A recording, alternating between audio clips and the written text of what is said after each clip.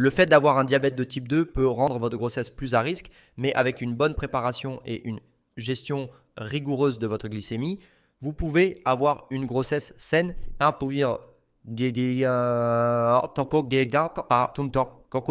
et un bon résultat pour vous et votre bébé.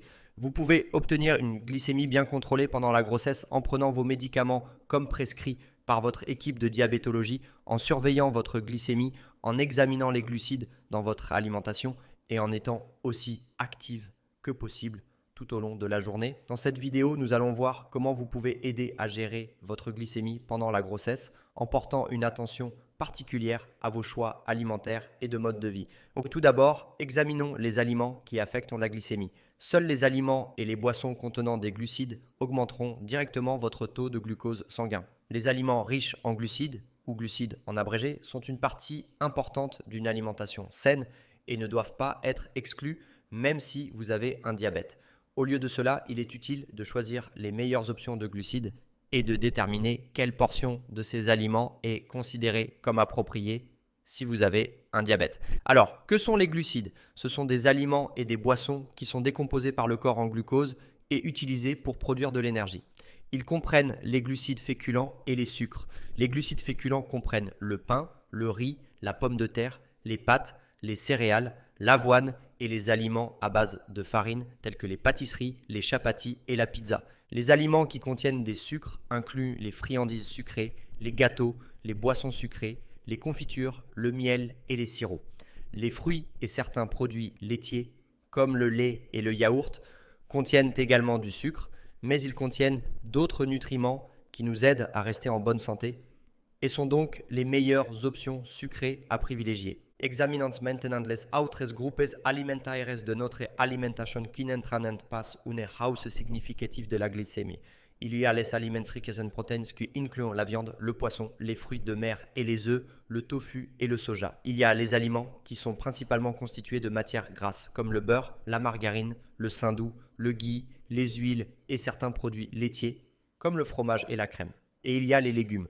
Tous ces aliments mettent beaucoup plus de temps à être digérés par le corps et comme ils contiennent très peu de glucides, voire aucun, ils ont très peu d'effet sur notre glycémie. Cependant, certains légumes féculs peuvent augmenter notre glycémie. Cela inclut toutes sortes de pommes de terre, le manioc et le plantain. Voyons maintenant les différents nutriments et leur effet sur la glycémie. Comme vous pouvez le voir ici, les glucides sont décomposés en glucose et provoquent une hausse de la glycémie peu de temps après leur ingestion. Les aliments riches en protéines ne sont pas immédiatement décomposés en glucose et ont donc très peu d'effet sur notre glycémie. Il en va de même pour les aliments qui sont principalement constitués de matières grasses. Manger des glucides en combinaison avec des aliments riches en protéines et en matières grasses peut en réalité ralentir la montée du glucose dans votre sang. C'est ce qu'on appelle le jumelage alimentaire. Associer des aliments glucidiques à des protéines, des matières grasses et des légumes aide à ralentir l'augmentation de votre glycémie après avoir mangé. Votre corps peut mieux gérer les repas qui sont digérés plus lentement et donc avoir des repas équilibrés contenant des protéines et des légumes en plus de vos glucides peut aider à gérer votre glycémie après les repas. Lorsque nous examinons la rapidité ou la lenteur avec laquelle les aliments glucidiques sont absorbés dans le sang, nous parlons de ce qu'on appelle l'indice glycémique ou IGN abrégé. Chaque personne a une tolérance aux glucides légèrement différente. Cependant, en tant que point de départ, il serait utile de limiter vos portions de glucides à la taille de votre poing fermé, soit environ 1/4 à 1/3 de votre assiette. Si vous comptez vos glucides plus précisément en grammes, il est recommandé de commencer par consommer environ 15 à 20 grammes de glucides au petit déjeuner et idéalement entre 30 et 45 grammes de glucides lors de vos repas de midi et du soir. Il est également conseillé de maintenir des portions de glucides cohérentes d'un jour à l'autre. Cela aidera votre équipe de diabétologie à s'assurer que vos doses de médicaments sont ajustées le plus précisément possible à vos besoins. Il est important de noter que votre glycémie n'est pas influencée par la quantité totale de nourriture consommée. Elle est uniquement influencée par la portion d'aliments glucidiques dans le repas. Ainsi, si vous sentez que vous devez réduire vos portions de glucides, vous pourriez augmenter le reste de votre repas avec des aliments riches en protéines et des légumes. Cela vous aidera à vous sentir satisfait après votre repas et à éviter d'avoir faim entre les repas. Les aliments glucidiques qui contiennent plus de fibres sont de meilleurs choix pour gérer le diabète car les fibres sont difficiles à digérer et ralentissent donc la montée de la glycémie. Les glucides qui sont digérés plus lentement incluent le pain au levain ou les versions complètes ou aux graines, par exemple le pain complet ou multicéréales, le riz complet ou basmati, les pâtes complètes, les nouilles, les galettes d'avoine et les craquelins de blé. Quant aux pommes de terre, les nouvelles ou les patates douces sont de meilleures options à choisir. Essayez d'éviter les glucides blanchis.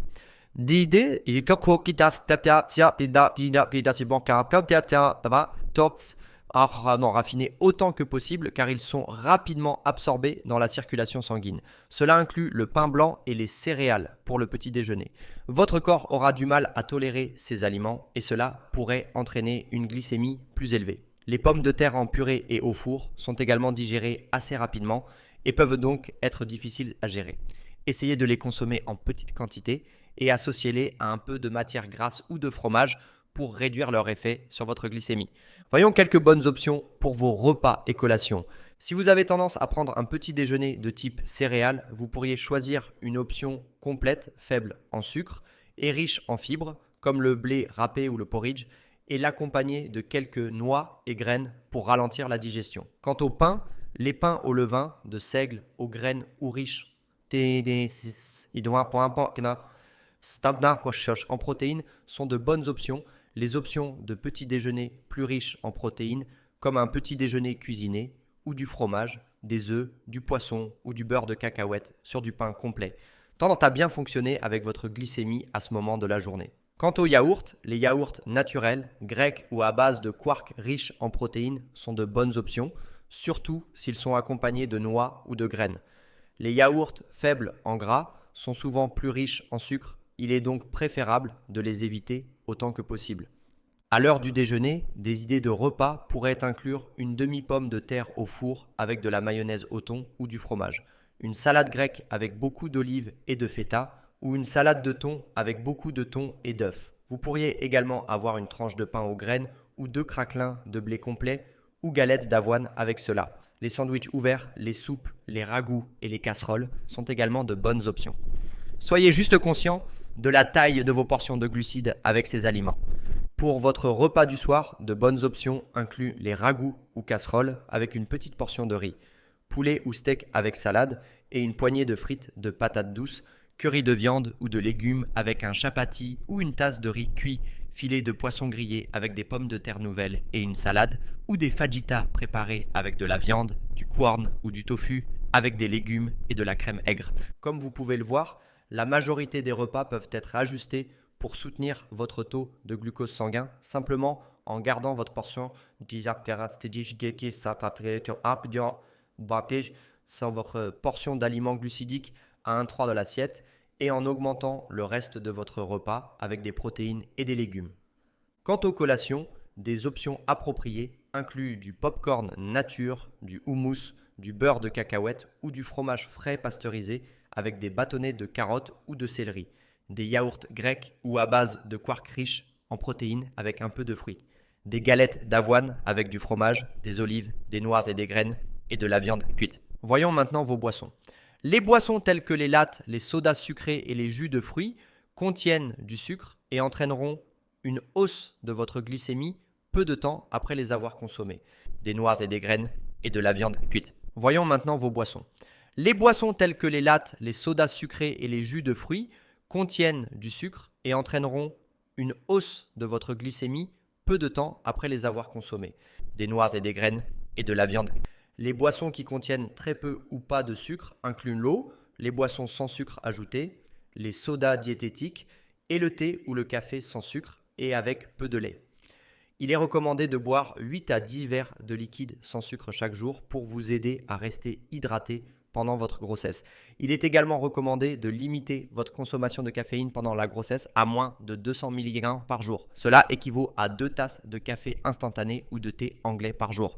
Nous avons parlé de la façon dont vous pouvez gérer votre diabète avec votre alimentation. Voyons maintenant comment vous pouvez soutenir votre diabète pendant la grossesse. Nous savons tous qu'être physiquement active fait partie d'un mode de vie sain et est particulièrement utile pour soutenir vos niveaux de glycémie pendant la grossesse. Se lever et être active pendant 10 à 15 minutes après avoir mangé a montré qu'il pouvait réduire votre taux de glucose jusqu'à 3 mmol et peut vous aider à atteindre votre objectif de glycémie postprandiale. Cela pourrait inclure une promenade ou une activité à la maison ou sur votre lieu de travail. Pensez à la façon dont vous pouvez intégrer l'activité dans votre journée et quelles sont vos options. Par exemple, vous pourriez prévoir votre repas juste avant d'aller chercher vos enfants à la crèche ou à l'école ou faire une marche de 15 minutes après votre déjeuner au travail ou votre repas du soir. Nous avons tous des niveaux de capacité différents et se déplacer. Par exemple, vous pourriez prévoir votre repas juste avant d'aller chercher vos enfants à la crèche ou à l'école ou faire une marche de 15 minutes après votre déjeuner peut devenir difficile à mesure que votre grossesse progresse. Il est donc important de trouver une activité dans la journée qui vous convient. Tout mouvement supplémentaire que vous pouvez faire par rapport à votre niveau d'activité actuel sera bénéfique pour votre diabète. Une petite note sur la prise de poids. Notre corps devient plus efficace pour utiliser l'énergie provenant des aliments pendant la grossesse et la plupart des femmes trouvent qu'elles n'ont pas besoin de manger plus que d'habitude, sauf au cours des 3 derniers mois de la grossesse. Votre appétit et votre taux de prise de poids sont généralement de bons indicateurs pour savoir si vous obtenez suffisamment d'énergie de votre alimentation. Il n'est pas utile de prendre trop de poids car cela peut vous rendre plus résistante à l'insuline, ce qui rend le contrôle de la glycémie plus difficile. Si vous craignez de prendre trop ou trop peu de poids, vous pouvez en discuter avec votre équipe médicale lors de votre prochaine consultation. Les conseils suivants peuvent vous aider à gérer votre glycémie pendant votre grossesse. Essayez de prendre 3 repas équilibrés par jour, plus des collations faibles en glucides entre les repas si vous avez faim. Essayez de limiter vos portions de glucides à la taille d'un poing fermé lors des repas. Choisissez des options de glucides plus riches en fibres si possible, comme le riz basmati, les pâtes complètes et les pommes de terre nouvelles.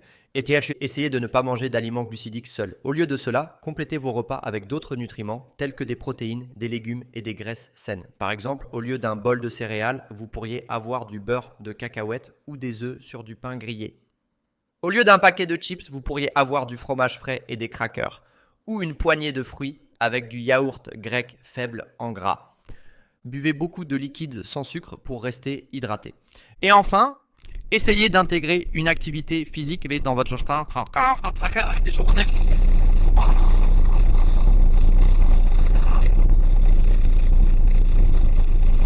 En faisant une marche de 10 à 15 minutes après vos principaux repas. Voyons maintenant vos médicaments pour le diabète et comment ils pourraient changer pendant la grossesse. Si vous prenez des comprimés pour contrôler votre diabète, il est généralement conseillé en faisant une marche de 10 à 15 minutes après vos principaux repas. Voyons maintenant vos médicaments pour le diabète, de passer aux injections d'insuline pendant la grossesse avec ou sans un médicament appelé metformine. Si vous utilisez déjà des injections d'insuline pour contrôler votre diabète, vous devrez peut-être passer à un type d'insuline différent.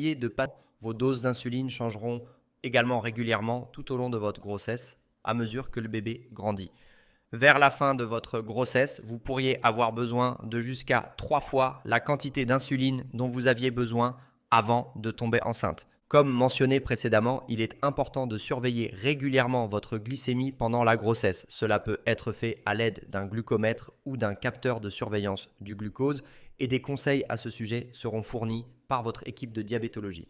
En vérifiant régulièrement votre glycémie tout au long de la journée, vous comprendrez mieux quelle routine et quel choix alimentaire fonctionne le mieux pour vous. Ces informations aideront également votre équipe de diabétologie à offrir des conseils éclairés et opportuns pour vous aider à maintenir votre glycémie au niveau souhaité pendant votre grossesse. Vous serez en contact régulier avec votre équipe de soins pour examiner vos niveaux de glucose. Cela pourrait être aussi fréquent que toutes les 1 à 2 semaines. L'équipe pourra vous soutenir en cas de changement nécessaire dans votre alimentation, votre mode de vie et vos médicaments. Essayez de vous rendre à tous les rendez-vous que vous avez afin que votre équipe médicale puisse vous surveiller, vous et votre bébé. Chaque grossesse est différente. Votre prise en charge peut être légèrement différente de celle d'autres femmes atteintes de diabète. N'ayez pas peur de demander à votre équipe de diabétologie si vous avez des questions sur la gestion de votre diabète pendant la grossesse. N'oubliez pas que votre équipe de diabétologie comprend à quel point il peut être difficile de gérer le diabète pendant la grossesse et sera toujours disponible pour vous offrir son soutien.